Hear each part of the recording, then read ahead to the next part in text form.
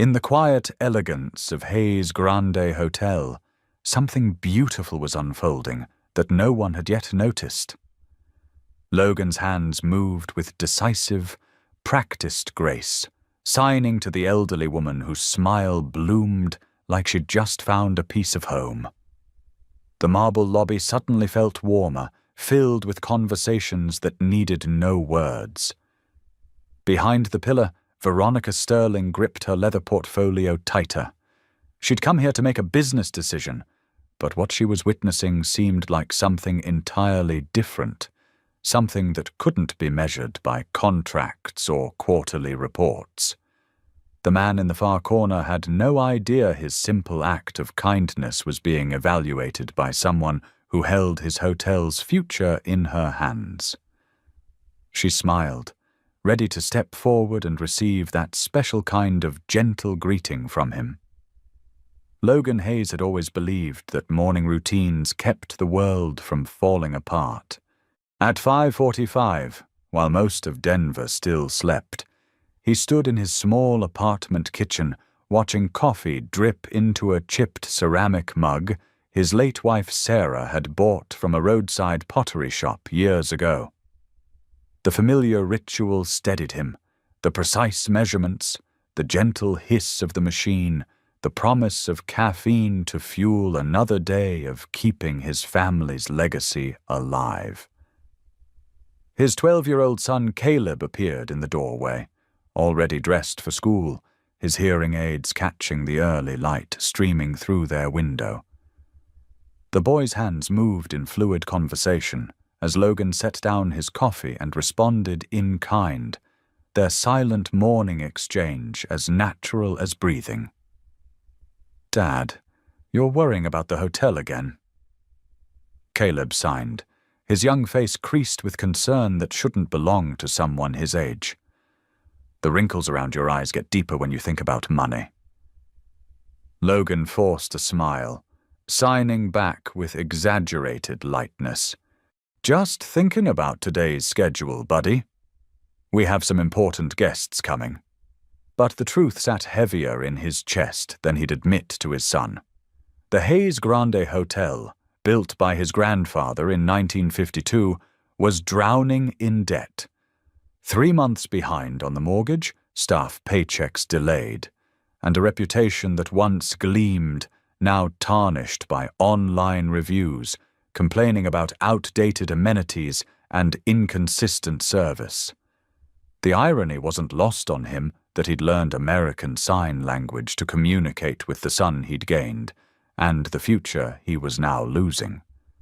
Sarah had insisted they both learn when Caleb's deafness was confirmed at 18 months old.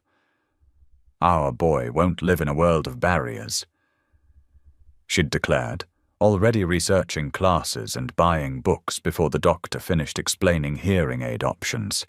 Now, 3 years after cancer had stolen her voice forever, their shared language felt like both a gift and a constant reminder of everything he was failing to protect.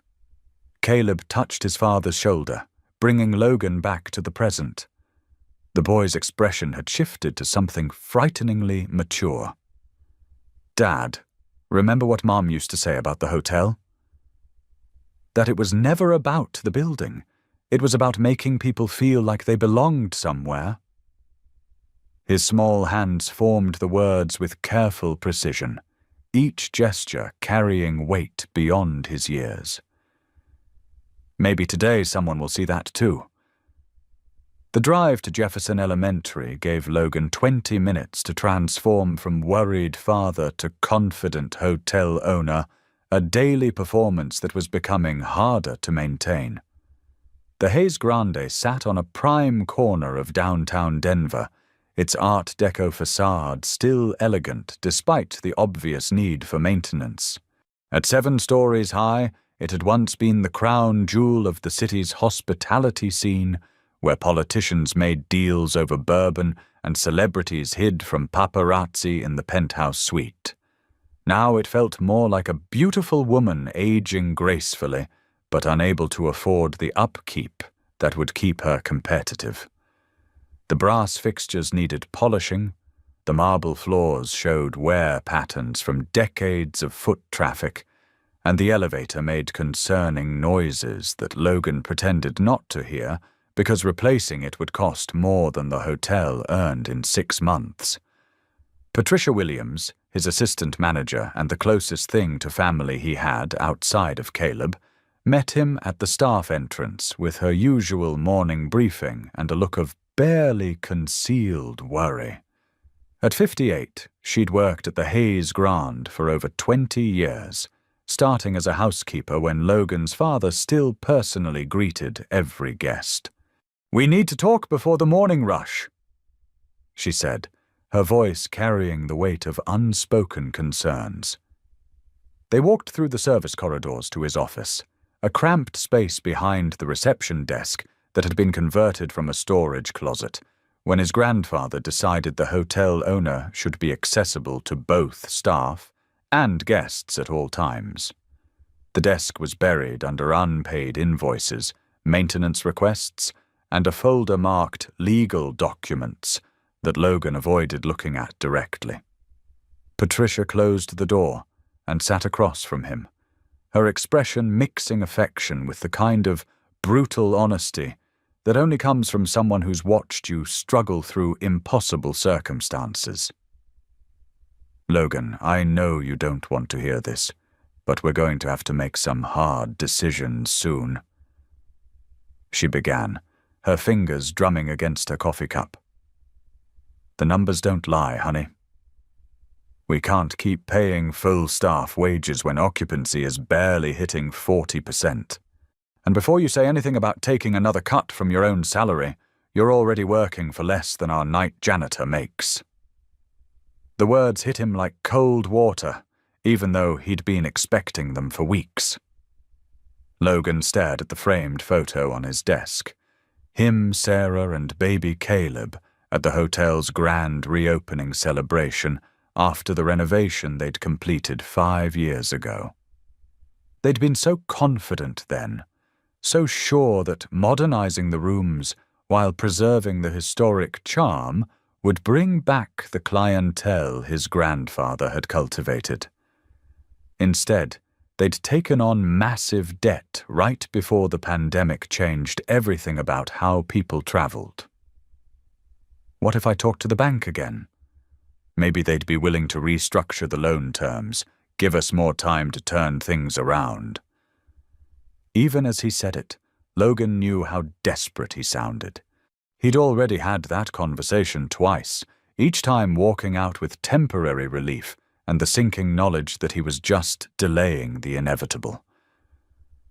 "Honey, the bank isn't in the business of charity. They want their money back. Period." Patricia leaned forward, her voice gentler now.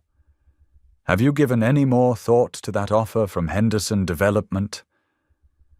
I know selling goes against everything your family built here, but sometimes the bravest thing you can do is know when to let go." A soft knock interrupted them, and James peered through the partially open door. "Mr. Hayes? There's someone here to see you.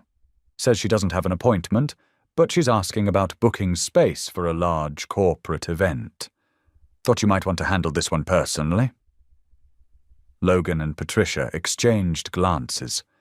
Corporate events were exactly the kind of high-value booking they desperately needed, but they rarely materialized without advance notice and detailed negotiations. Still, he straightened his tie and followed James to the lobby, hoping his practiced smile would hide the desperation he felt clawing at his chest. The woman waiting by the reception desk was not what he'd expected. Probably in her early 40s, she wore a tailored navy suit that spoke of quiet money rather than flashy wealth. Her dark hair was pulled back in a simple chignon, and she carried herself with the kind of confidence that came from being comfortable in any room she entered. What struck Logan most was her stillness. She wasn't checking her phone or tapping her foot or displaying any of the usual signs of impatience that marked most business travelers. Ms. Logan extended his hand, immediately noting the firmness of her grip and the way she met his eyes directly. Sterling. Veronica Sterling. Her voice carried a slight accent he couldn't quite place, cultured but warm. Thank you for seeing me without an appointment. I hope you don't mind, but I prefer to evaluate venues personally before entering into formal negotiations. Logan felt his pulse quicken. This was either exactly the break they needed or a cruel coincidence that would end in disappointment. Of course. What type of event are you planning? A corporate retreat for approximately 200 executives, likely spanning 3 days in early December. We'd need meeting spaces, dining facilities, and accommodation for roughly half the attendees. She paused, studying the lobby with eyes that seemed to catalogue every detail. I've heard interesting things about the Hayes Grande's unique character. Patricia appeared at Logan's elbow, her professional smile firmly in place. Would you like a tour of our facilities, Miss Sterling? We have several spaces that might suit your needs perfectly. As they moved through the hotel, Logan found himself seeing the familiar spaces through Veronica's eyes. The grand ballroom with its crystal chandeliers and hardwood floors that had hosted society weddings and political fundraisers for decades. The intimate conference rooms with their original crown molding and windows that framed perfect views of the Rocky Mountains. The restaurant with its Art Deco bar and terrace that caught the afternoon sun just right. Veronica asked thoughtful questions about capacity, audio-visual capabilities, catering options, and accessibility accommodations. Her interest seemed genuine, but Logan had learned to temper his optimism when it came to corporate bookings. Too many promising conversations had ended with polite emails explaining that they'd chosen a more contemporary venue. They were discussing catering options when the elevator doors opened, and Mrs. Patterson stepped into the lobby. Logan recognized her immediately. She'd been a guest at the Hayes Grand on and off for 15 years, ever since her husband passed away and she'd started taking annual trips to visit her sister in Denver. What he'd learned only recently, during a conversation that had moved him to tears, was that Mrs. Patterson was almost completely deaf and had been struggling with the isolation that often accompanied her condition. Without thinking, Logan excused himself from Veronica and approached the elderly woman. His hands moved in the familiar patterns of sign language, welcoming her back and asking about her flight. Mrs. Patterson's face lit up with the kind of pure joy that reminded Logan why hospitality had become more than just a job for his family. It was about creating moments of human connection that transcended the usual barriers between strangers. You remembered. Mrs. Patterson signed back, her eyes bright with unshed tears. I was so worried about communicating with the staff. Most hotels. She paused, her expression clouding briefly. Most places make me feel like such a burden. Never here. Logan signed firmly. Your family, Mrs. Patterson. Always have been. He helped her with her luggage and coordinated with James to ensure she got her preferred room on the 3rd floor, the one with the mountain view that she specifically requested every visit. The entire interaction took perhaps 5 minutes, but Logan felt the familiar warmth that came from getting hospitality right, from seeing someone and meeting them exactly where they were. When he turned back to continue the tour, Veronica was watching him with an expression he couldn't quite read. Not judgment, exactly, but something deeper, a kind of recognition that made him suddenly self-conscious about what she'd witnessed. That was...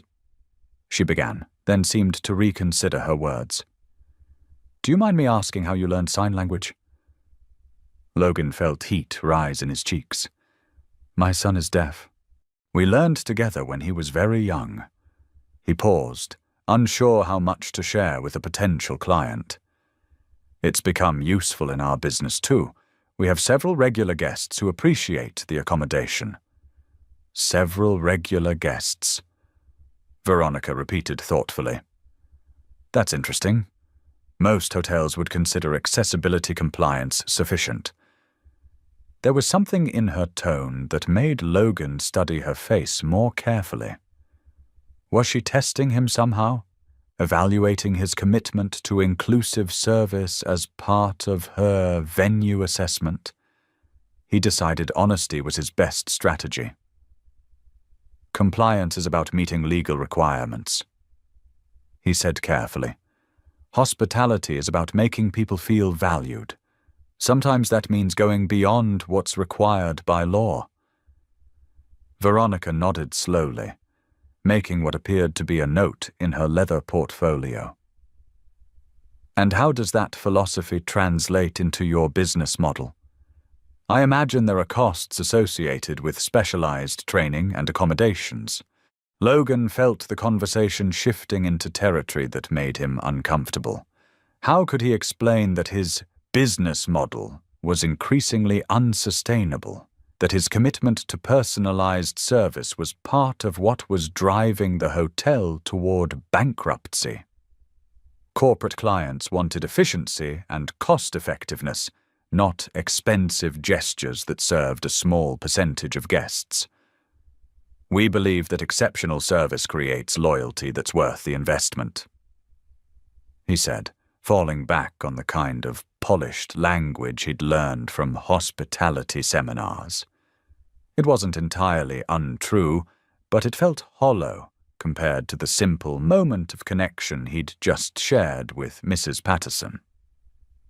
Patricia stepped in smoothly, guiding them toward the restaurant for the final part of the tour. Logan's father and grandfather built this hotel on the principle that every guest should feel like the most important person in the building. It's a tradition that served us well for over 70 years.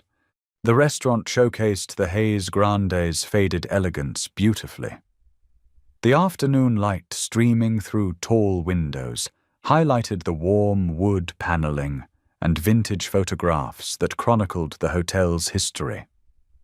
Veronica examined the space with the same careful attention she'd shown everywhere else, but Logan noticed she spent extra time studying the photos images of his grandfather, welcoming dignitaries, his parents hosting charity galas, the hotel staff celebrating various anniversaries and achievements.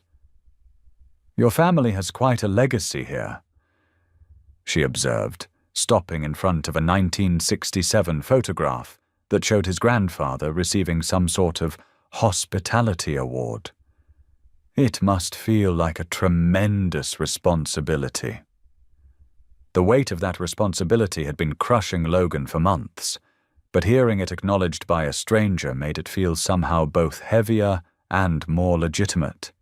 Some days more than others, he admitted, then immediately worried that he'd revealed too much vulnerability to a potential client.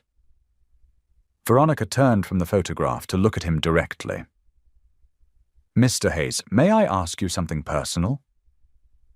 Logan nodded, though every instinct told him to be cautious. "What would your grandfather think of the hotel today?" The question hit him like a physical blow.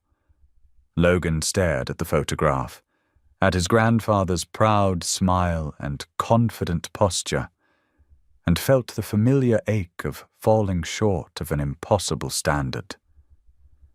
"He'd probably wonder why I'm letting sentiment get in the way of good business," he said quietly.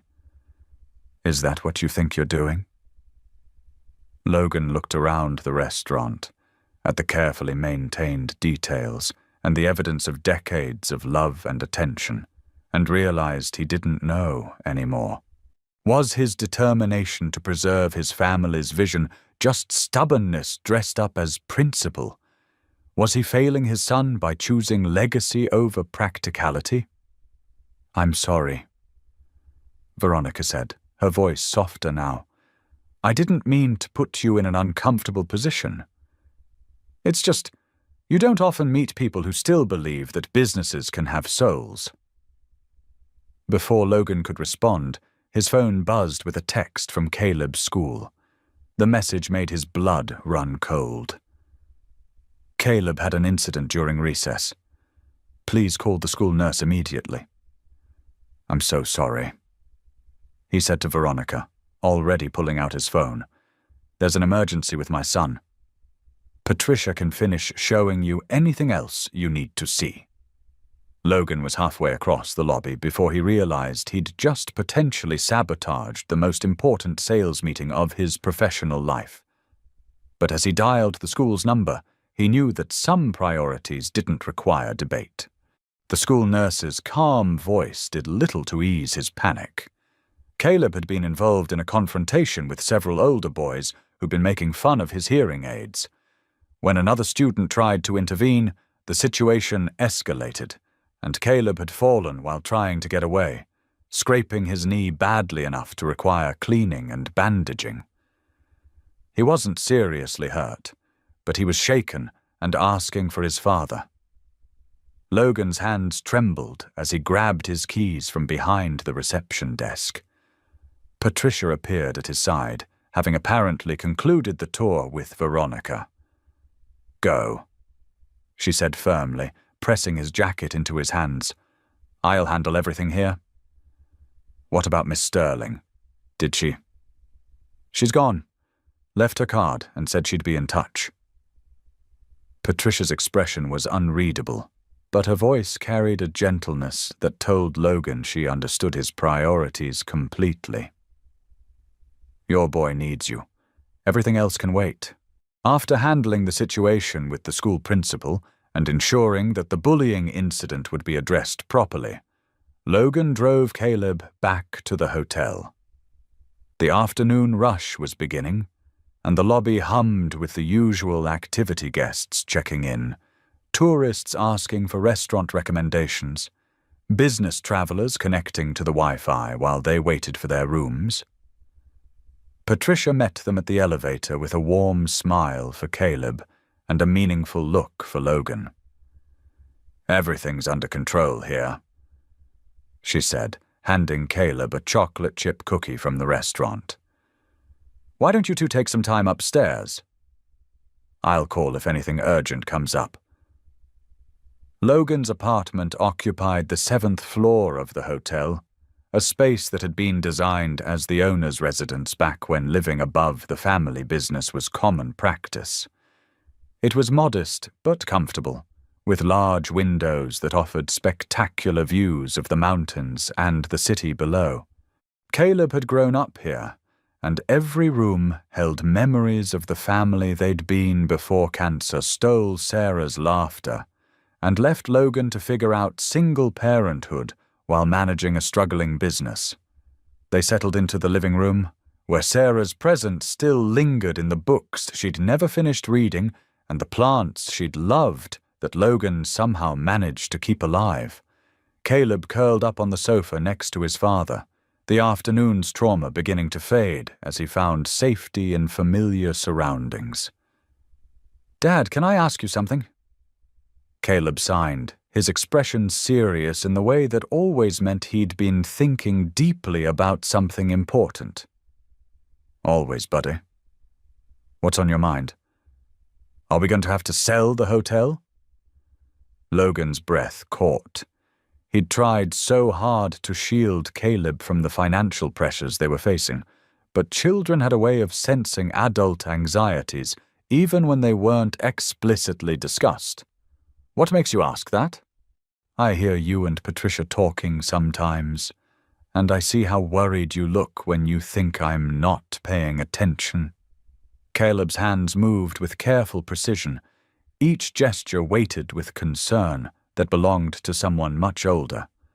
"I know Mom's medical bills cost a lot of money, And I know my hearing aids are expensive, and I know the hotel isn't making enough money anymore. Logan stared at his son, amazed and heartbroken by the boy's perceptiveness. How had he failed so completely to protect Caleb from these adult burdens? Buddy, you don't need to worry about money. That's my job. But it's my family too. Caleb signed firmly. And I want to help. Logan pulled his son close, breathing in the scent of his shampoo and feeling the fragile weight of the most important thing in his world. If we lose the hotel, we'll figure out something else. We'll find another way to be happy. But, buddy, we are not going to lose each other. Whatever happens, we're a team. Always. His phone rang, interrupting his thoughts. Patricia's name appeared on the screen, and Logan answered with growing apprehension. "Logan, you need to get down here," Patricia said, her voice carrying an excitement he hadn't heard in months. "Ms. Sterling is back, and she wants to discuss terms for the corporate contract. She specifically asked for you." Logan's heart hammered against his ribs. "She came back?" "After I walked out on the meeting. Not only did she come back, she brought a preliminary contract with her. Logan, the numbers, you need to see this for yourself." Caleb was watching his father's face intently, reading the emotional shifts with the kind of attention that hearing-impaired children often developed. "Good news?" he signed hopefully. "Maybe." Logan signed back, hardly daring to believe it. Maybe very good news. They took the elevator down together, Caleb insisting that he wanted to see whatever was happening. The lobby buzzed with late afternoon energy, but Logan's attention focused immediately on Veronica Sterling, who sat in one of the vintage armchairs near the windows, her leather portfolio open on the coffee table in front of her. She stood as they approached, and Logan noticed that her earlier professional demeanor had softened slightly. "Mr. Hayes, I hope your son is feeling better." "Much better, thank you." Logan felt Caleb move closer to his side, the boy's natural shyness around strangers heightened by the afternoon's difficult experiences.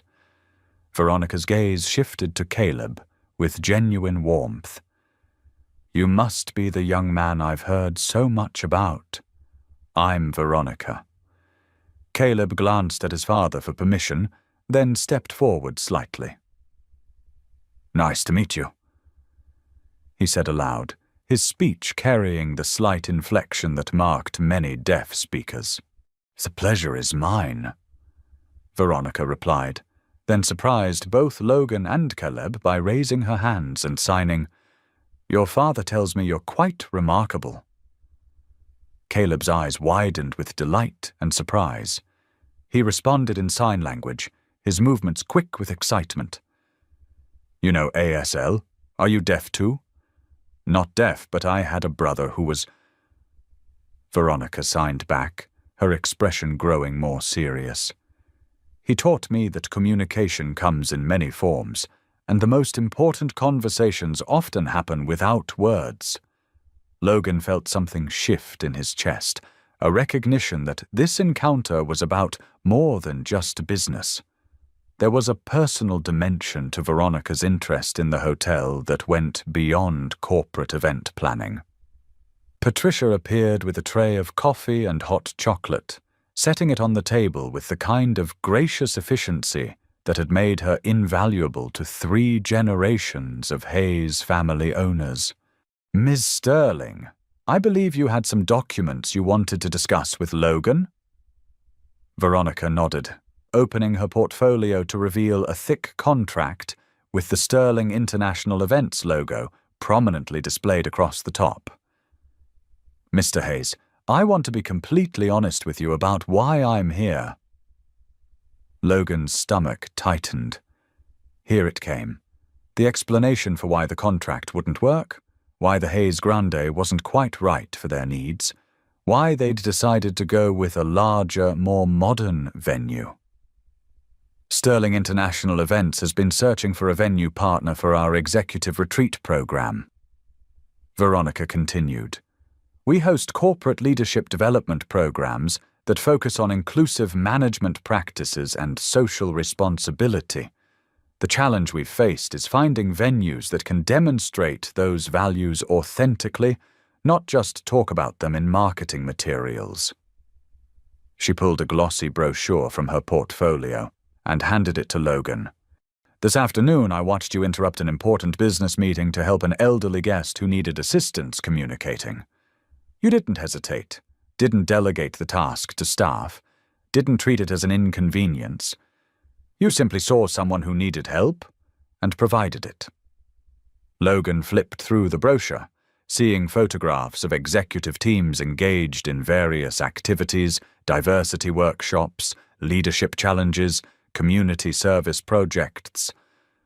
The companies represented were immediately recognizable: major corporations, healthcare systems, tech companies, financial institutions. What you demonstrated today was exactly what our clients need to see. Veronica continued. Authentic leadership that prioritizes human dignity over business opportunity. That kind of genuine commitment to inclusion is precisely what we've been looking for. Patricia squeezed Logan's shoulder encouragingly. Tell him about the partnership terms, Ms. Sterling. The Hayes Grande would serve as our primary venue for the Mountain West region. 4 guaranteed retreats per year, each bringing approximately 200 participants for 3 to 4 days. Plus smaller functions, client dinners, board meetings, anniversary celebrations. Veronica smiled at Caleb, who was listening intently despite the complex business terminology. We'd also want to develop some specialized programming around accessibility and inclusive communication. Logan's mind raced through the implications. 4 major events plus smaller functions could mean consistent bookings throughout the year, enough revenue to not just save the hotel, but to fund the improvements they'd been delaying for years. What would be required from us? Logan asked, forcing himself to think practically despite his growing excitement. Primarily, what you're already doing: exceptional personalized service with attention to accessibility and inclusion. We'd work with you to develop some training modules around cultural competency and adaptive technologies. Some of your staff would receive additional certification in inclusive hospitality practices. Veronica paused, looking directly at Caleb. We'd also want to showcase your ASL capabilities as part of our leadership development curriculum. Caleb looked up at his father with shining eyes. Dad, they want to make our hotel a teaching place? Sounds like it, buddy. Logan signed back, his own hands trembling with possibility. Veronica watched their exchange with obvious warmth. Your son has excellent instincts. That's exactly what we want, a venue that serves as a living example of inclusive business practices. Logan looked at the contract, at the numbers that represented not just financial salvation, but validation that his family's approach to hospitality had value beyond sentimentality. Miss Sterling, can I ask you something personal? Of course. You mentioned a brother who was deaf. Is that the only reason you're interested in working with us? Veronica's expression grew thoughtful, and she was quiet for several moments before responding. My brother Daniel died in an accident when he was 16. He'd been struggling with depression, partly because he felt so isolated in a hearing world that didn't make much effort to include him. He was brilliant and funny and kind, but he spent most of his life feeling like a burden to the people who loved him. Logan felt Caleb tense beside him, recognizing emotions the boy understood too well. I've built my career around creating spaces where people like Daniel don't have to feel invisible. Veronica continued. When I saw you sign with Mrs. Patterson this afternoon, when I watched her face light up with gratitude and recognition, I knew I'd found something special. Not just a hotel, but a place where inclusion isn't a program or a policy. It's just who you are. Patricia dabbed at her eyes with a tissue, and Logan realized his own throat had tightened with emotion. Caleb reached over and took Veronica's hand, his young face serious with understanding. "I'm sorry about your brother." Caleb signed, and Veronica's careful composure cracked slightly. "Thank you." She signed back. "I think he would have loved this place." Logan looked around the lobby of the hotel his grandfather had built, seeing it through new eyes. The worn marble floors weren't just showing age. They were proof of decades of welcome extended to thousands of guests. The vintage fixtures weren't outdated. They were evidence of enduring quality and attention to detail. The staff's personal relationships with returning guests weren't inefficient. They were the foundation of genuine hospitality.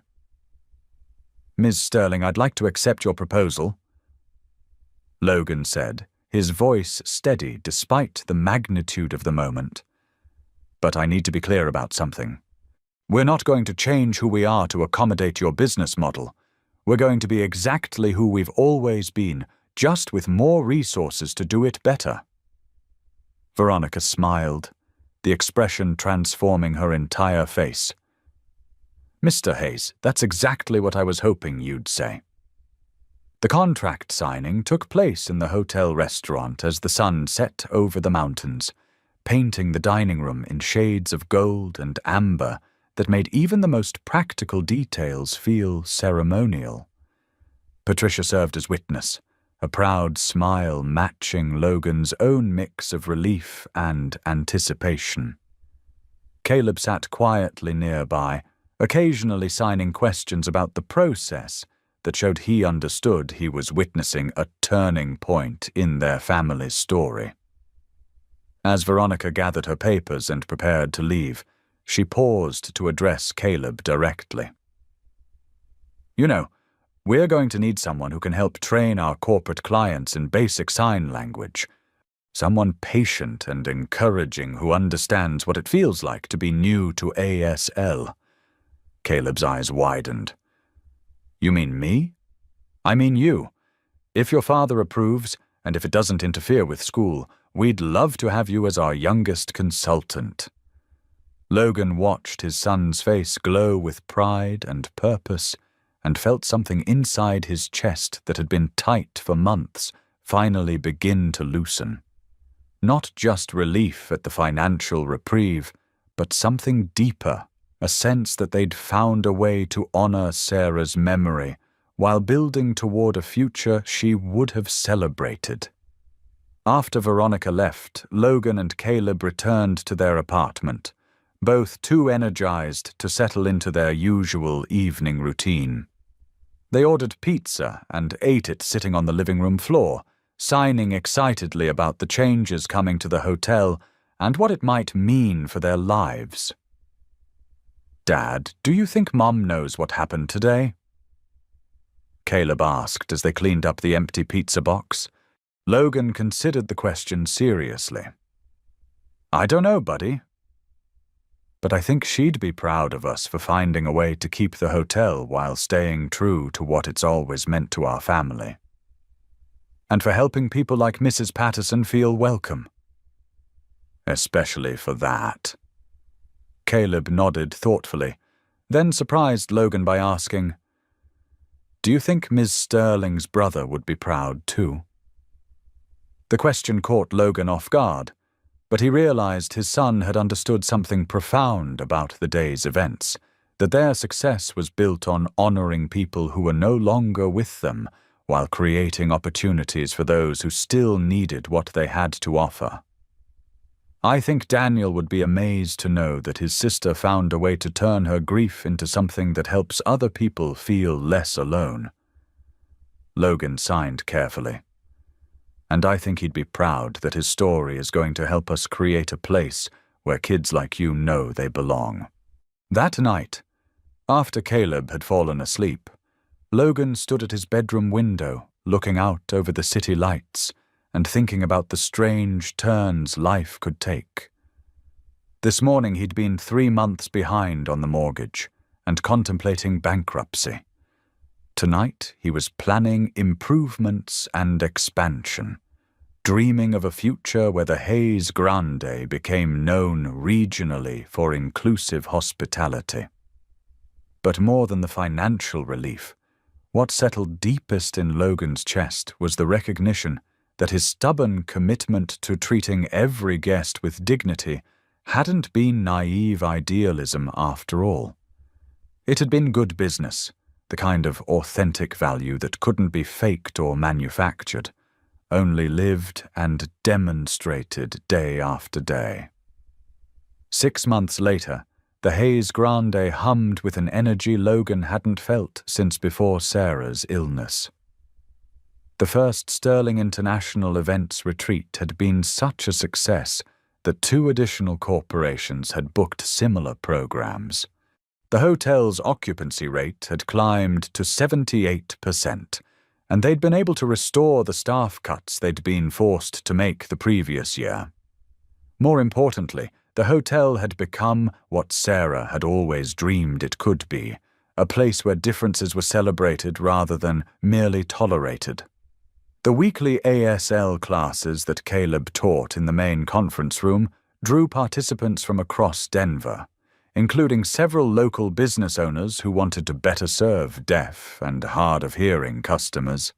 Logan stood in the renovated lobby on a crisp October morning, watching his son demonstrate proper fingerspelling technique to a group of corporate executives who were participating in Sterling International's latest leadership retreat. Caleb had grown 3 inches and gained confidence that transformed his entire presence. But what struck Logan most was the boy's natural teaching patient, encouraging and unafraid to gently correct mistakes while celebrating progress. Veronica approached from the elevator, having just finished a planning session for the hotel's next phase of improvements. The success of their partnership had exceeded everyone's expectations, leading to discussions about expanding the program to include other venues in the Sterling International network. "He's remarkable," she said quietly, watching Caleb help a nervous executive practice the sign for "thank you."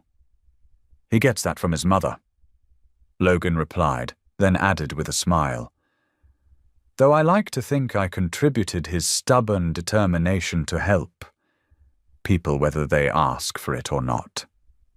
Patricia appeared with a folder marked with the familiar Sterling International logo.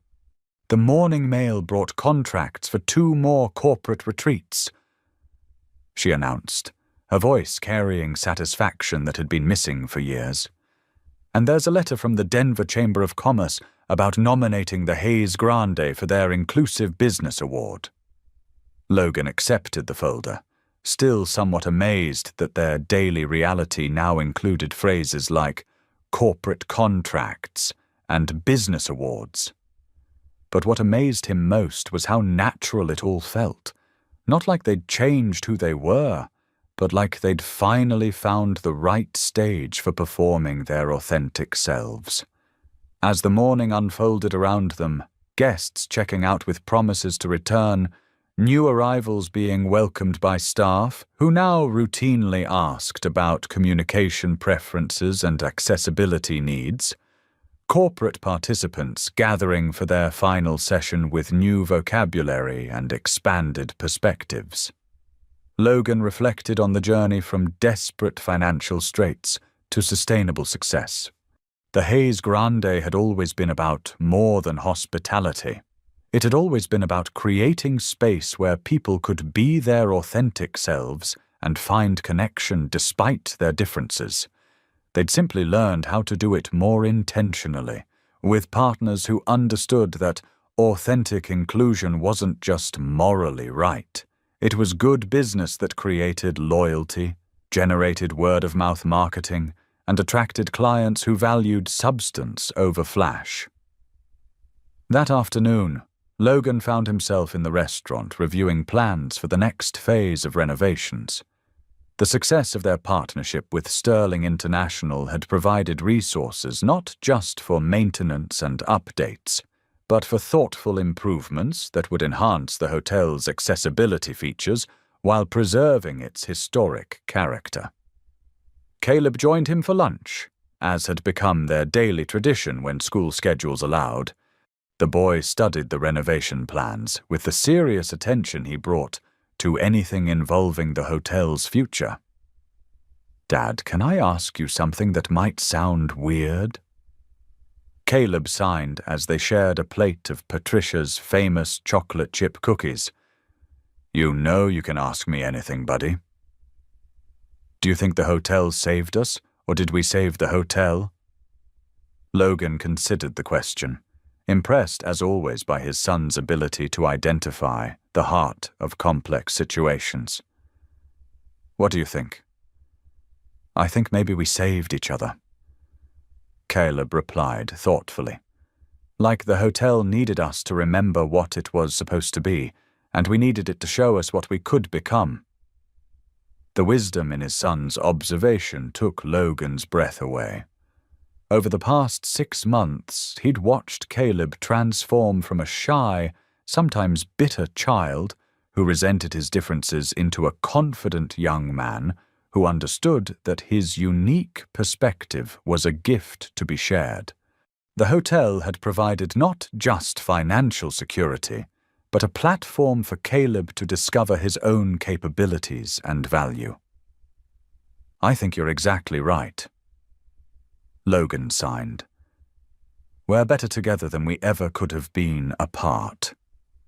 As father and son sat together in the restaurant where Logan had once contemplated selling his family's legacy, they looked out at the bustling lobby and felt profound gratitude for the twist of fate that had brought Veronica Sterling into their world on a day when simple kindness had opened doors to possibilities they'd never imagined.